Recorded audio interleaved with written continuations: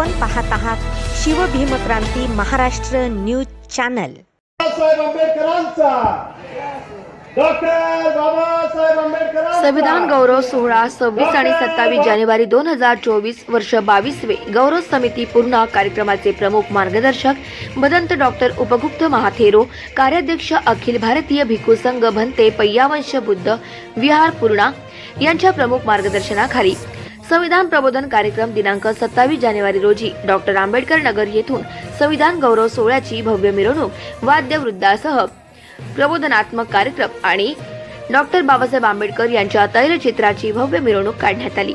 मिरवणूक ही डॉक्टर आंबेडकर नगर सांस्कृतिक सभागृह येथून निघून डॉक्टर बाबासाहेब आंबेडकर पूर्णाकृती पुतळा चौक पूर्णा येथे सभेत रूपांतर करण्यात आले। या सभेचे उद्घाटक माननीय खासदार इम्तियाज जलील, प्रदेश अध्यक्ष MIM महाराष्ट्र औरंगाबाद, कार्यक्रमाचे अध्यक्ष माननीय प्राचार्य डॉक्टर मोहन मोरे, माजी नगराध्यक्ष नगर परिषद पूर्णा, कार्यक्रमाचे प्रमुख वक्ते प्राध्यापक डॉक्टर भगवान वाघमारे, लातूर रमेश गायकवाड, जिल्हा परिषद सदस्य औरंगाबाद, प्रमुख पाहुणे मौलाना जमीन अहमद रिझवी, विशाल कदम, माजी नगराध्यक्ष पूर्णा, संतोष एकलारे, माजी नगरसेवक हाजी कुरेशी, माजी नगराध्यक्ष पूर्णा, उत्तम खंदारे, गट नेते पूर्णा, प्रदीप काकडे, पोलीस निरीक्षक पूर्णा, अनिल मुकुंद भोळे, दादाराव पंडित, हर्षवर्धन गायकवाड, मधुकर गायकवाड, धम्मा जोंधळे, इम्तियाज खान, परभणी चंद्रकांत कचवे, युवराज पोळ, प्राचार्य राम दबाले, जाकीर कुरेशी, गोपाल काटोले, अखिल अहमद, चांदसाब बागवान, जलील पटेल, दिगंबर कराळे, विशाल चितलांगे प्रमुख उपस्थित होते। तर संविधान गौरव कार्यकारी मंडळ माननीय प्रकाश दादा कांबळे, प्राचार्य डॉक्टर केशव जोंधळे, प्राध्यापक डॉक्टर राजेंद्र गोनाळकर, डॉक्टर प्राध्यापक आदिनाथ इंगोले, डॉक्टर प्राध्यापक प्रकाश मोगले, डॉक्टर संतोष हंकारे, अशोक व्ही कांबळे, PG रणवीर, विजय कुमार जोंधळे, गौतम काळे, शेख अक्रम, शिवाजी येडे, मोहन लोखंडे, राहुल वावळे, गौतम कांबळे, सूर्यकांत काळे, विनोद कनकुटे, संजय सोनकांबळे, पंडित डोंगरे, मिलिंद कांबळे, लक्ष्मीकांत शिंदे, वीरेश कसबे, मनोज खिल्लारे, राहुल कांबळे, बंडू गायकवाड, रमेश कनकुटे आदी मान्यवरांनी संविधान गौरव कार्यक्रमासाठी परिश्रम घेतले। या कार्यक्रमाचे सूत्रसंचालन दादाराव पंडित, सामाजिक कार्यकर्ते यांनी केले।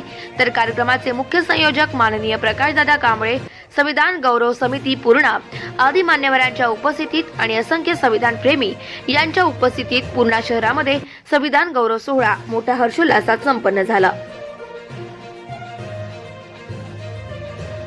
या माणसांचं भविष्य सांगणारी, भाग्य सांगणारी एक सटवी होती। ती सटवी या देशातल्या माणसाचं भाष्य सांगायची आणि सटवी सांगायची की हा माणूस या जातीत जन्मला आणि तो माणूस त्या जातीत जन्मला। आणि त्या सटवीचं लेणं जर कोणी खोटं ठरवलं असेल तर परमपूज्य बोधिसत्व डॉक्टर बाबासाहेब आंबेडकरांनी ते सटवीचं लेणं खोटं ठरवलं। आणि या देशामध्ये ज्या सटवीनं भाग्य सांगितलं होतं की या देशात कुणी जन्मावं आणि कुणी राज्य करावं, त्याची उत्क्रांती गेल्या लोकसभेला 2019 ला वंचित बहुजन आघाडीच्या वतीनं या मराठवाड्यामध्ये इम्तियाज जलील सारख्या माणसाला या संसदेमध्ये पाठवण्याचं काम सध्या बाळासाहेब आंबेडकरांनी केलं। याची जाणीव आपल्या सर्व कार्यकर्त्यांना असली पाहिजे, MIMच्या कार्यकर्त्यांना असली पाहिजे। मित्रांनो, येणाऱ्या काळामध्ये सुद्धा आपण त्याची जाणीव ठेवाल एवढीच अपेक्षा या ठिकाणी व्यक्त करतो आणि खासदार साहेबांना निमंत्रित करतो। संविधान गौरव सोहळा हम मनाने के लिए यहाँ पर इकट्ठा हुए हैं। मैं आपको इतना कहना चाहूंगा, अगर ये संविधान का गौरव और बढ़ाना है और अगर संविधान को बचाना है तो 2024 के अंदर मोदी को भगाना है।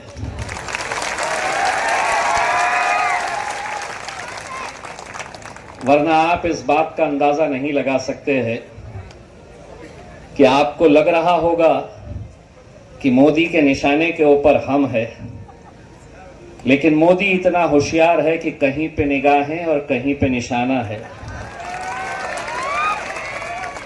और निशाना आप पे इसलिए है कि 22 तारीख के दिन जो कार्यक्रम हुआ, भगवान राम का आदर हम भी करते हैं, लेकिन उस दिन से उनके हौसले ऐसे बुलंद हो गए हैं और वो ये कह रहे हैं कि अब इस देश के अंदर हमारा राज आया है।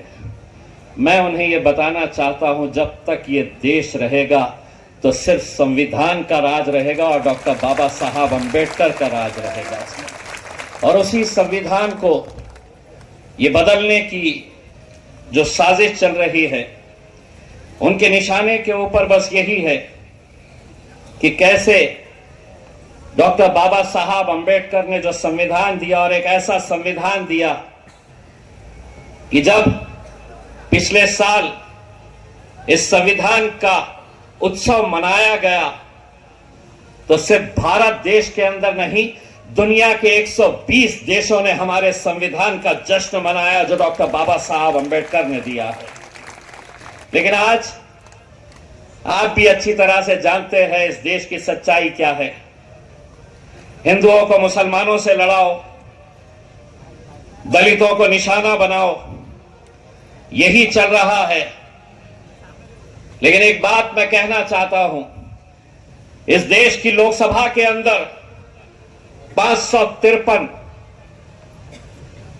लोकसभा के सदस्य जाकर बैठते हैं। अगर तुम्हारे हक का, तुम्हारे अधिकार का, तुम्हारे पसंद का, तुम्हारा चुना हुआ अगर कोई सांसद है, वो तुम्हारा बेटा, तुम्हारा भाई इम्तियाज जलील है। और क्यों है? क्योंकि लोकसभा के अंदर अगर मैं वहां पर जाकर बैठा हूं तो मैं जिंदगी भर ये बात भूल नहीं सकता हूं कि अगर ये समाज मेरे साथ नहीं होता तो मैं कभी वहां नहीं जा सकता था। उसमें मुझे बाबा साहब अंबेडकर के मानने वाले जितने भी मेरे दलित भाई हैं, अंबेडकरी समाज है, बुद्धिस्ट समाज है, जिन लोगों ने मुझे ताकत बख्शी थी, आज उसी की ताकत की वजह से मैं आज उस लोकसभा के अंदर जाकर बैठा हूं। ये चिंता मत करना कि आंकड़े कितने होते हैं, तुम्हारे कितने लोग वहां पर जाकर बैठे हैं। उनके 300 है, लेकिन उन 300 के ऊपर हम 2 भारी पड़ते हैं। असदुद्दीन अवैसी साहब जो मेरे पार्टी के अध्यक्ष है, वो अकेला एक सांसद है जिसने लोकसभा के अंदर सामने मोदी जी बैठे, अमित शाह बैठे, भाजपा के 300 सांसद बैठे और उनके सामने खड़े रहकर असदुद्दीन अवैसी ने लोकसभा के अंदर ये बात कही थी कि अगर इस देश के अंदर सबसे बड़ा अगर कोई महापुरुष पैदा हुआ है तो वो सिर्फ और सिर्फ डॉक्टर बाबा साहब अंबेडकर है। उन्हें बहुत तकलीफ हुई क्योंकि वो कहते हैं कि नहीं, उनके नजर के अंदर सावरकर है। ऐसे भगोड़ों को ना हमने कभी माने हैं और ना कभी मानने वाले हैं। लोग कहते हैं कि तुम तो सिर्फ 2 ही लोग हैं, 2 ही लोग हैं अपनी पार्टी के, लेकिन इतना डट कर बोलते कैसा है? तो वो ताकत हमें मिलती है तो संविधान से मिलती है जो डॉक्टर बाबा साहब अंबेडकर ने दी है। आज तो बोलने का अधिकार भी हमसे छीन लिया जा रहा है। अगर कुछ बोले कि आ जा रहे हैं, पुलिस को गुलाम बना लिए, ईडी का इस्तेमाल कर रहे, कभी इनकम टैक्स का इस्तेमाल कर रहे। अरे हम गरीब लोग हैं, हमारे पास कुछ भी नहीं है, तुम कुछ भी कर लो। हम बोल इसलिए रहे हैं कि हमारे ना आगे कुछ है ना पीछे कुछ है, तो तुम कितनी भी ताकत लगा लो, हमारा कुछ टेढ़ा नहीं कर सकते। बाबा जी का ठुल्लू देंगे हम तुम्हारे हाथ में। आज ये सच्चाई नहीं है कि आज इस देश के अंदर कोई भी अगर आवाज उठाता है ईडी वाले पहुंच जाते हैं। तुम्हारी आवाज कैसे दबाई जा सकती है, कैसे तुम्हें कमजोर किया जा सकता है। एक उदाहरण देता हूं कि तस्वीर कि तुम अपने मनपसंद महापुरुष की तस्वीर बनाओ, लाओ और क्लास में लगाओ। किसी ने बाबा साहब अंबेडकर की तस्वीर लाई, किसी ने छत्रपति शिवाजी महाराज की लाई, किसी ने संभाजी महाराज की लेकर आए, डॉक्टर बाबा साहब अंबेडकर की लेकर आए। एक लड़के ने टीपू सुल्तान की तस्वीर लाया, टीपू सुल्तान की तस्वीर लग गई, किसी का कोई विरोध नहीं। 8 दिन के बाद बजरंग दल वालों को पता चला कि उस स्कूल के उस क्लासरूम के अंदर टीपू सुल्तान की फोटो लगी। उस स्कूल में आकर उन्होंने हंगामा किया। 8वीं क्लास का बच्चा, 8वीं कक्षा में पढ़ने वाला बच्चा, इतना हंगामा किया।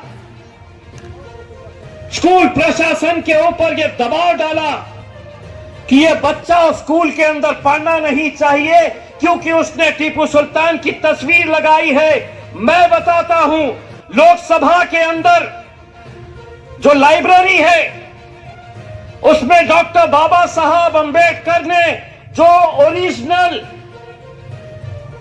संविधान लिखा है, जो ओरिजिनल उसकी कॉपी है, वो लोकसभा के अंदर रखी हुई है। मैं जब सांसद बनकर वहां पर गया तो सबसे पहले उस संविधान को मैंने प्रणाम किया कि आज इस संविधान ने मुझे अधिकार दिया कि मैं वहां तक पहुंचूं। मैं वो संविधान को खोलकर देख रहा था जो ओरिजिनल कॉपी है, बाबा साहब अंबेडकर जी ने लिखी हुई। उस संविधान के पन्नों के अंदर टीपू सुल्तान की भी तस्वीर है।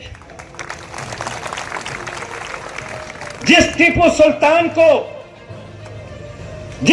सुल्तान की तस्वीर को बाबा साहब अंबेडकर ने अपने संविधान के अंदर लिखा है, रखा है।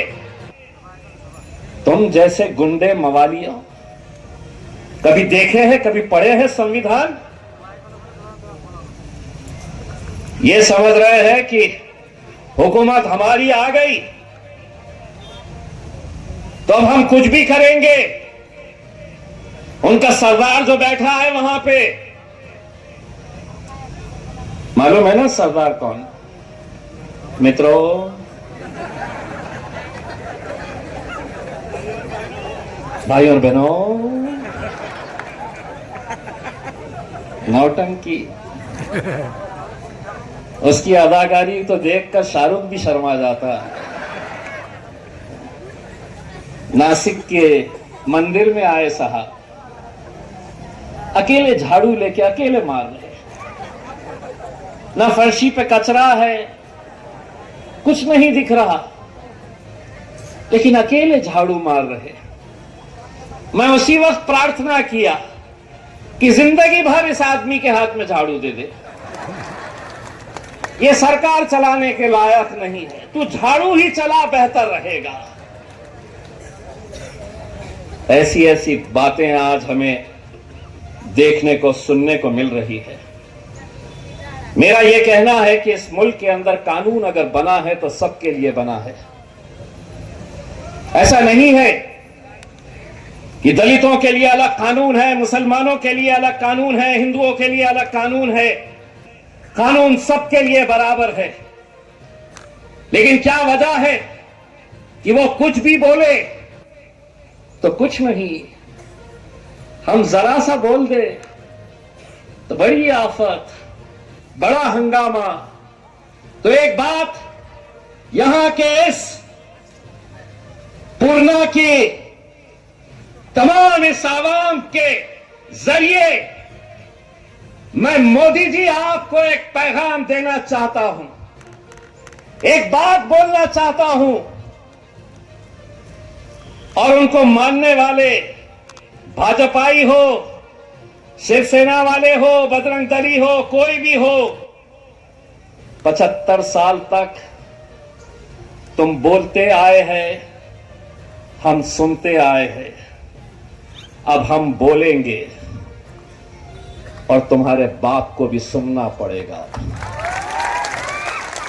क्योंकि ये ताकत अगर लोकसभा तक मुझे पहुंचा सकती है, कामड़े साहब, संविधान का गौरव आप करिए, हम सब करेंगे।